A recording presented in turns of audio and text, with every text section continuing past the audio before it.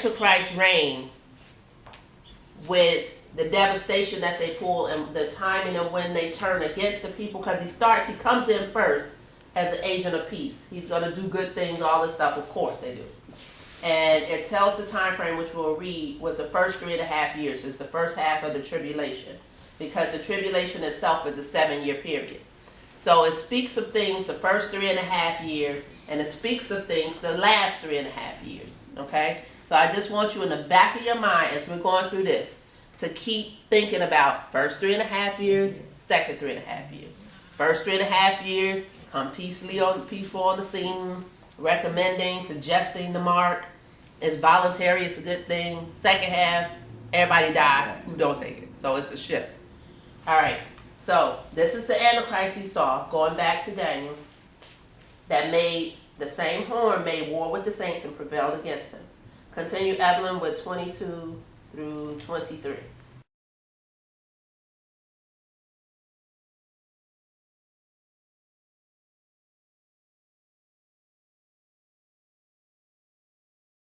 So we see right there, the Antichrist prevailed against the saints of God until when? So the Ancient of Days, who is that? The Ancient of Days. We sing about him. God himself. God himself in the form of Jesus Christ. The Ancient of Days came and judgment was given unto the saints. So we will prevail. And then the saints will ultimately possess the kingdom that is led by Jesus. Okay? So it tells a summary of who this Antichrist was, what he did, but his demise also. He's going to have power over the saints for a period, but he's going to get tore down in the end, and the saints are going to prevail ultimately. Okay? Evelyn, continue.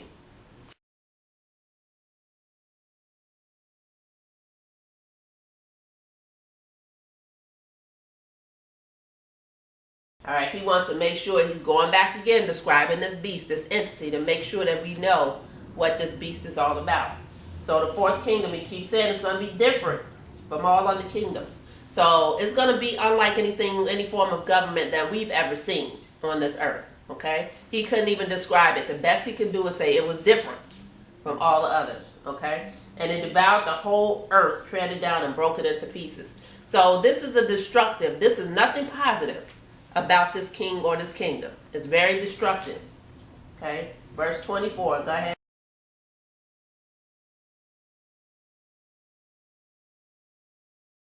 So, 10 horns out of this kingdom. So basically, we need to look for this final kingdom being an alliance of 10 regions. Break the whole world broken up into 10 regions, okay?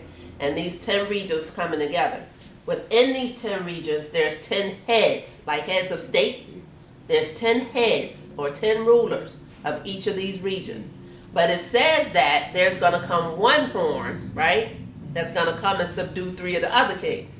So there's a tough guy that's going to rise up from among them, and basically going to give the boot the 3 other kings. Like, you have no power, get away from me, and take over, and start taking over.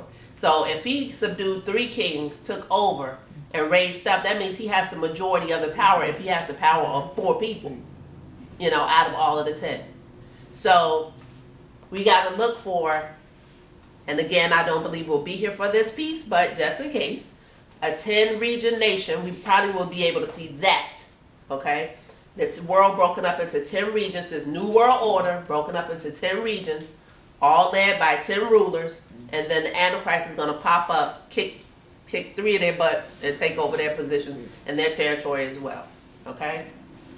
All right, continue, Evelyn.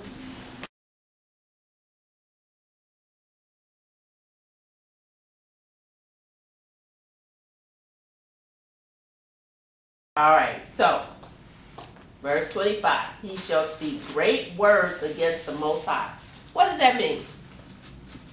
Against Jesus? Against God, Jesus, anything that is God or Jesus, he's going to be speaking against it. Okay? So you got to look out for somebody who's not down with Christ, not down with God, speaking great things against them, wearing out the saints, because he don't like them, he don't like us either. Okay?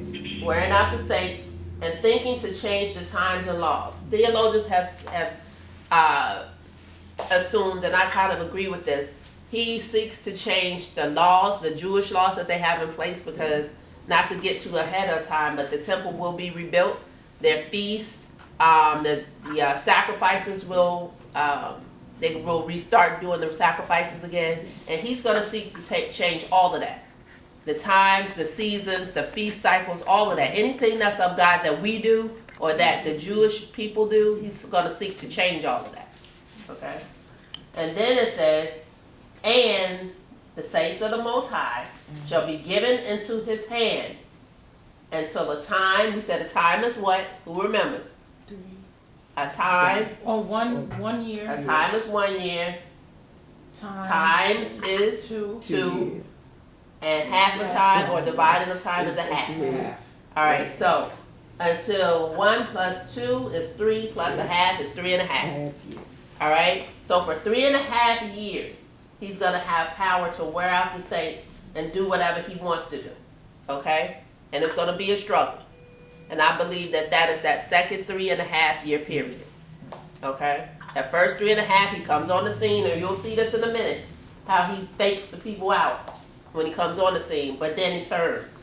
For the second 3.5 years, he's a tyrant, he's a killer, he's a destroyer, nothing good about him.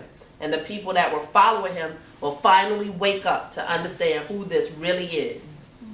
Now remember, we said before, there are 4 people groups that are going to be deceived, that can possibly be, or that are going to be deceived by this Messiah.